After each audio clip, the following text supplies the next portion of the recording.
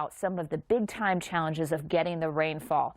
If we're going to get rain in Southern California, it's during the wet season, which starts at the beginning of October and really goes through April. But if we don't usually get it by the 1st of April, it's a challenge. So our window continues to close, and we've really had a very dry trend.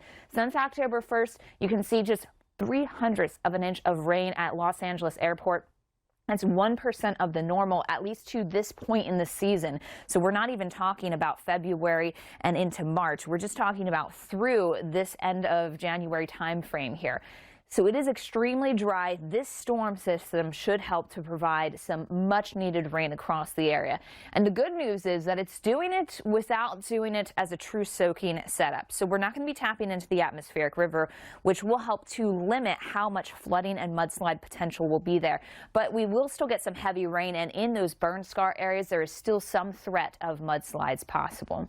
Let's show you here what's going on. It doesn't look like much, certainly a lot of clouds, and you can see out in the Pacific there is that sinking southward motion. It's going to curve into Point Conception, the storm system, as we go through places like Oceanside and San Diego as we head through the afternoon. The morning starts off pretty quiet for us. You can see there's not a whole lot going on, but as we drive through the day, we dig into a little bit more precipitation. First around Central California, but certainly adding that onshore flow in Southern California with the upslope against the mountains. That will lead to some showers, especially later on today.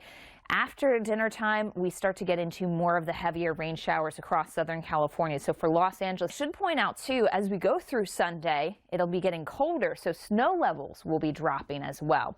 Rainfall totals here throughout this time frame from Saturday into Monday come to, well, that's always some great insights there. And by the way, for those games, we are looking at quite a bit of chill in the air, but it's not going to be nearly as interesting, I think, weather-wise as some of those games from the previous weekend.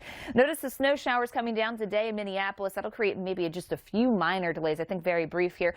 A little more likely to have some challenges in Denver as we pick up 1 to 2 inches of snowfall. And for Los Angeles, it's about that rain coming in late. It'll be more of an afternoon threat here where we'll have some of the greatest challenges. So let's dive into northwestern tier of the nation at sea, Salt Lake City into Reno. Salt Lake City just mostly some into this past week. We're in that 100 to 300 range for you to talk about some of the cold that's lasted not only across the southeast, but also across the northeast, making communities, especially in the morning, challenging for family and children to head on. Some great tips, and let me just say, even though it's the weekend, if you're out early this morning in Florida, you know all about the cold. It stays chilly through a lot of the day across the southeast, so those numbers just don't really go all that far for us. We hit 72 in Miami, but 58 for the high in Jackson. Moisture rebuilds, and that's going to be part of our story as we head through tomorrow and Monday. Rain returning. Great news. It is just rain. We're not talking snow or ice potential here as the warmth, the moisture builds back in for so many spots. And we could use a little bit of rain this time of year. Dallas, you'll get it at a place like Mobile, Alabama, which saw more than 6 inches of snow. We've melted a lot of that. We continue to keep things mild. We should be in the lower 60s this time of year, and we'll be above historical average heading into the start of the early week. Well, many parts of the season, right? Well, we know all too much about that in the north central tier of the nation, but what we don't have a ton of in some locations is the snow. Minneapolis, almost no snow around the area. We've actually got more snow in the parts of the Florida Panhandle than we do in parts of central Minnesota. Green Bay also void of snow. You can see around the Great Lakes we've done okay, and across northern Minnesota, North Dakota. But a lot of us have been chilly, but largely dry. As we go through your Saturday, we keep things a little windy here. Places like Omaha will be windy as we head throughout the day, as some of the snow remains mostly around the Great Lakes. There has been some of it trying to cut through some of the highs. Just enough of a trough access here kicking its way on through. That kicks off some of those snow showers, basically a frontal boundary coming in, but it doesn't do enough for places like Chicago. We'll just have some clouds to skirt by.